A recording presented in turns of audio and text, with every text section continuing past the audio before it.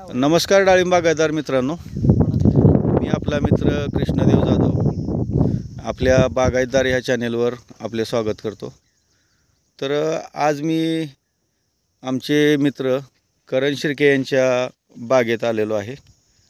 तर सदर ही लागवड जी त्यांची आहे डिसेंबरची लागवड आहे, व्हरायटी शरद किंग आहे।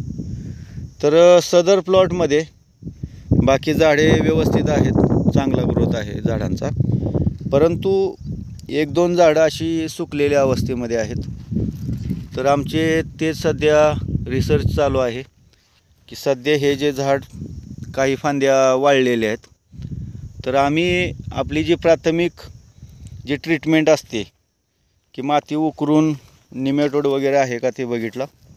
निमॅटोड झाडाला नाही आहे, मुळ्या व्यवस्थित चालत आहेत, काही फांद्यांच्या काही फांद्या सुकलेल्या आहेत। तर आता पुढील आमचं एक रिसर्च चालू आहे।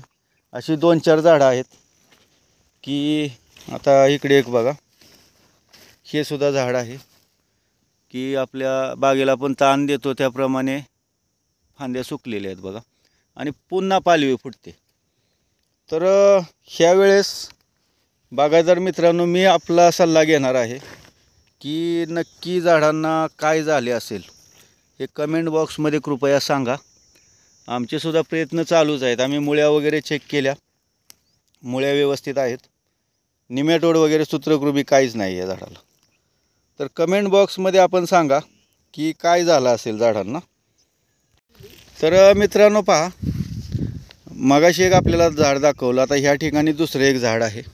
ह्याची ही बघा, ही फांदी वाळून गेलेली आहे। तशाच इकडे बघा, हे अर्धवट अवस्थेत आहेत, वाळलेल्या अवस्थेत, पण पुन्हा फुटून येत आहेत त्या।